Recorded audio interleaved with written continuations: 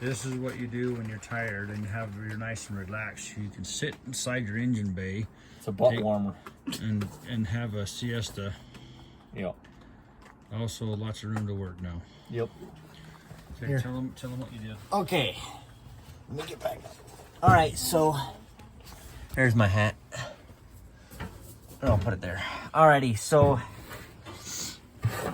I have this mount is loose. I need to get the other engine mount loose. Excuse me. Transmission housing is completely disconnected unless there's a random bolt in there. This is a 6-bolt transmission. Some transmissions will have 7. In this case, there is 6, 3 on each side.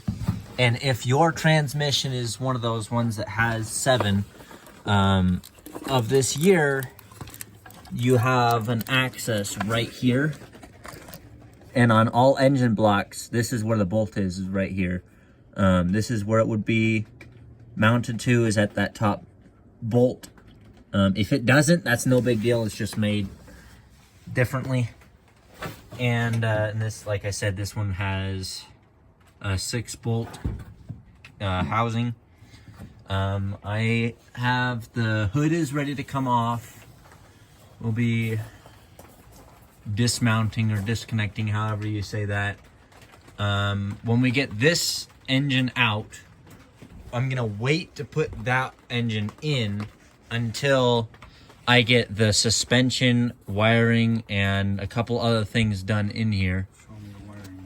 I have this rat's nest up over here that comes up and around, and I'm gonna try to organize those wires into different harnesses. And I'm probably gonna either color code or just put them in different harnesses compared, or determining on where they go. Because some of them, they run down to the plow wiring, which is here. That's the solenoid. And then that would go through the grill here. And then I'm going to work on some of the electrical for stuff that doesn't work. I'm going to try to get the heater working again.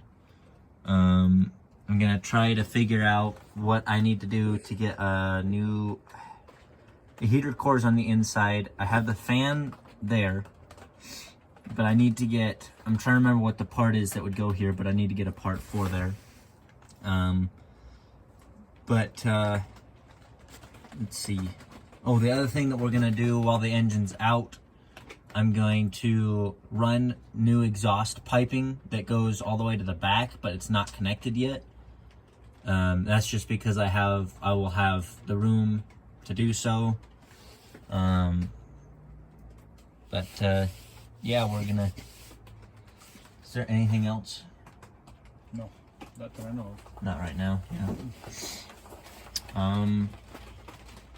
When you're doing stuff similar to what I'm doing, you want to be very, very careful, because over here you have your brake lines, and they run along the frame here. I have this just covered here, but they will run along the frame. And some vehicles, not necessarily in the 70s, but like my 2001 Dakota, or my Dodge, the brake line, it goes underneath the frame and then forward. So just keep in mind on what you have in that sense. That way you don't crush anything.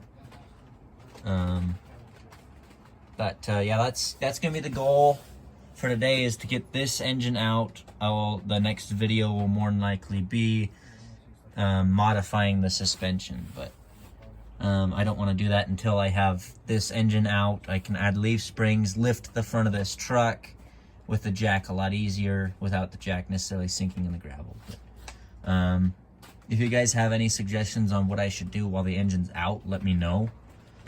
Something I missed or something like that. But yeah, I will. Let's see here.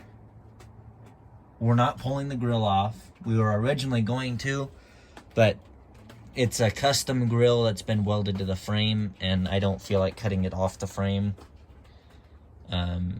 Plus, I have my cherry picker rigged up. Oh, I gotta get out really quick. Ah.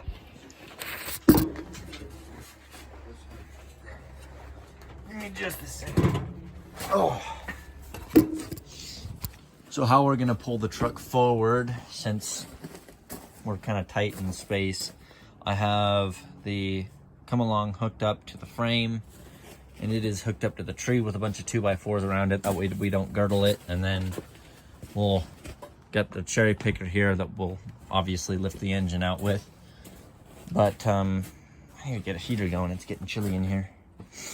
But yeah, this is the spot where the old engine is gonna go. That's just because the old engine's going back. That's an expensive core charge.